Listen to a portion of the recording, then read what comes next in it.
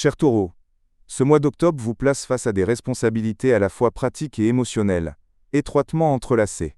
La pleine lune en Bélier ouvre une fenêtre sur votre 12e maison, révélant des aspects cachés ou ramenant à la surface des souvenirs du passé qui réclament une résolution.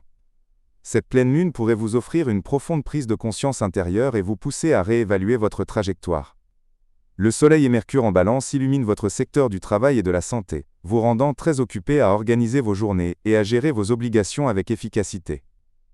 Puis, alors que le Soleil et Mercure entreront en Scorpion les 6 et 23 octobre, l'attention se déplacera vers le secteur des partenariats. Vos relations, qu'elles soient amoureuses ou professionnelles, seront au cœur de vos préoccupations. Vénus, votre planète maîtresse, en Vierge jusqu'au 13 octobre, illumine votre 5e maison, vous offrant une énergie affective chaleureuse et des opportunités de légèreté et de créativité.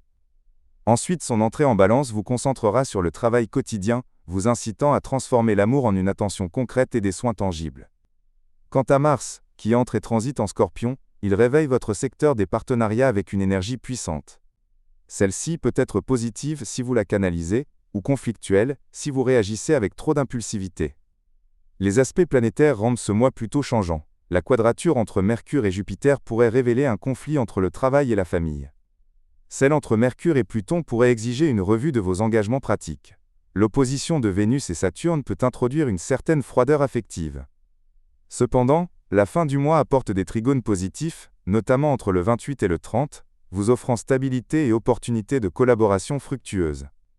Parmi les défis potentiels, vous pourriez rencontrer des pressions pratiques et concernant votre santé, exigeant une organisation rigoureuse. Des tensions dans les relations avec vos partenaires sont possibles, surtout avec l'entrée de Mars en Scorpion.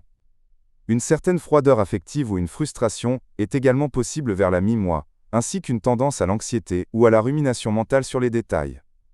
Notre conseil pratique est le suivant. Faites de l'organisation quotidienne une priorité pour éviter la dispersion. Affrontez les défis émotionnels avec franchise plutôt qu'en vous retirant. Méfiez-vous de tout élan financier soudain ou d'investissement douteux.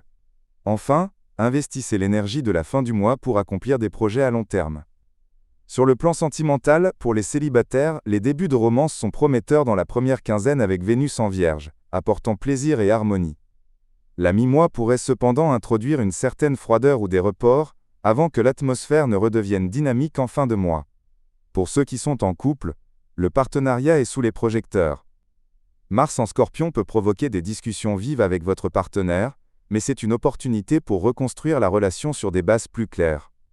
Sur le front du travail et de l'argent, ce mois est résolument pratique. Le Soleil en Balance vous pousse à gérer les détails de votre travail avec compétence. Avec Mercure et Mars en Scorpion, vous pourriez entamer des négociations ou des partenariats qui demandent sagesse et patience. Sur le plan financier, soyez attentif aux dépenses excessives entre le 17 et le 20 octobre, période où les marchés ou vos ressources personnelles pourraient être affectés par des fluctuations externes. Concernant votre santé, votre énergie peut fluctuer au cours du mois, particulièrement entre le 11 et le 17 octobre, où vous pourriez vous sentir fatigué. Vénus en Balance vous invite à prendre soin de votre alimentation, de votre routine physique, et à privilégier le repos. Une activité sportive régulière sera la clé de votre équilibre. Le conseil du mois pour le Taureau, ne laissez pas les pressions pratiques et émotionnelles vous épuiser. Pratiquez cette patience terre-à-terre qui vous caractérise et réorganisez vos priorités. Souvenez-vous que la force de ce mois réside dans vos partenariats. Construisez-les sur la confiance et non sur le conflit.